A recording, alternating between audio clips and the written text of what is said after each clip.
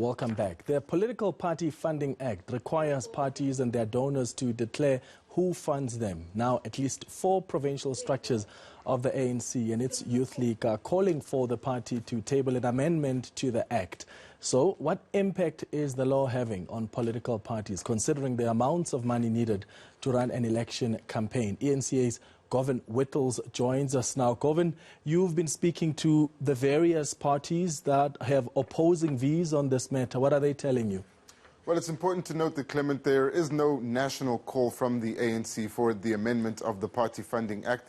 And we understand these conversations to be happening at provincial level, particularly in structures that have found it very difficult to raise funds for the party, leading not only into the election, but also to maintain its sustainability. That's the governing party. And we've heard the Treasurer General, Paul Mashatile, saying that it's been incredibly difficult for them to try and get themselves out of the financial hole they've been placed in with their inability to run the party administratively, but also to contribute significantly to their election campaign. And these calls are not only coming from the governing party. There has already been some hesitation from other opposition parties, and we saw commentary on News 24 from Mary Slack. That's the daughter of Harry Oppenheimer, the mining tycoon here in South Africa, who said that the Party Funding Act would dissuade donors from donating substantial amounts to political parties. This comes after the first disclosures by the Independent Electoral Commission,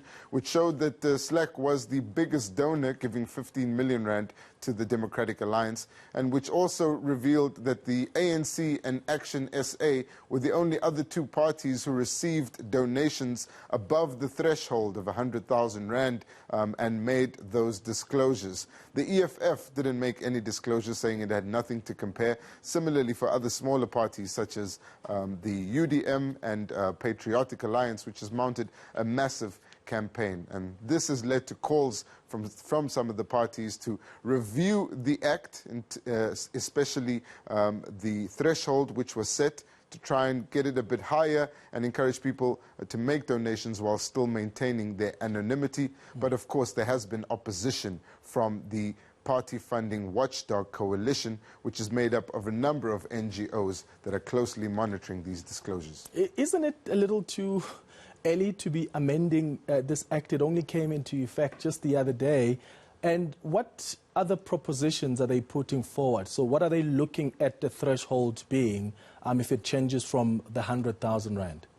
Certainly is the view of organizations such as My Vote Counts that it's way too early to even be considering an amendment to this act. And the act came into effect 6 months ago. It was signed, promulgated by the president. And they say we'd have to have at least four quarters of disclosures to compare the time periods during which these parties are getting donations and to see what kind of donations they're getting. At the moment, Clement, there hasn't been any talk of a new threshold that would be set. There's only some unhappiness from political parties where the threshold is currently set. But it should be noted that this threshold was thoroughly debated in the National Assembly by the very same political parties, and it was agreed upon by them, of course, the bill having been passed in the National Assembly. So any move to amend the Party Act, even if it is premature, is likely to face staunch opposition, especially because the parties had a direct hand in setting the thresholds they're now complaining about. At 4 p.m. today, we'll have a panel discussion, which is a debate between members of the Party Funding Watchdog Coalition and a few political parties, among them the Freedom Front Plus, the UDM, Action SA, also the Democratic Alliance. And the question they're raising today, which is International Right to Know Day, is whether or not the Party Funding Act is necessary in the way that we have it currently, or whether tighter controls or looser controls are needed. All right, Govan Whittles, thanks.